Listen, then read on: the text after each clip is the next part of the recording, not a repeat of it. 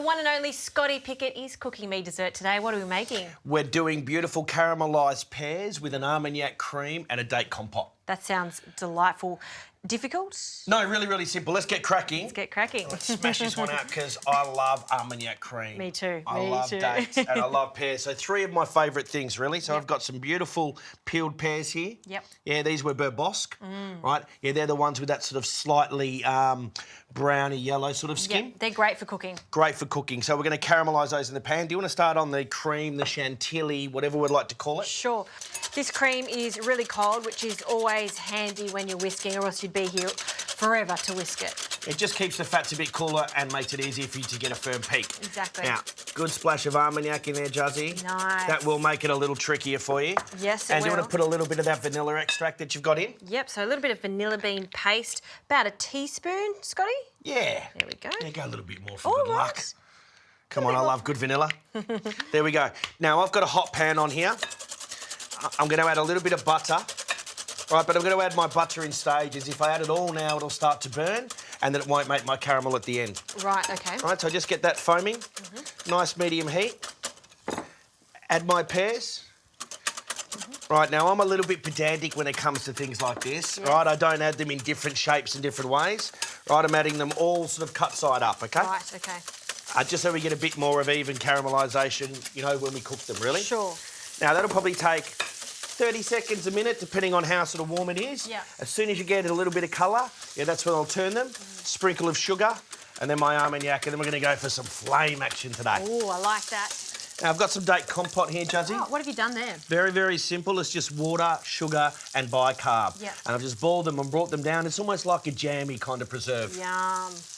Dates, Armagnac, pears, yeah, perfect combination. Now, How's this cream looking? Little bit more, not much more. Just another 3 or 4 light whisks. 1, 2, 3, 4. That's it. Look, it holds the whisk beautifully.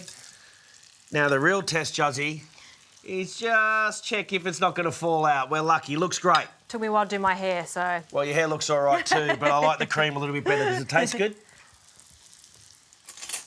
Yummy. Could do with a Bit more? splash more Armagnac, but don't whisk it too much because it's almost there. Yeah, just like my pears. Now, we're starting to get nice colour here. Look at this. Yeah, I've just got good colour on one side. Yeah, where I'm starting to brown my butter now, so that burn noisette is really starting to happening. I've got good colour in that. Yeah. Look at that. Yummy roasted pears.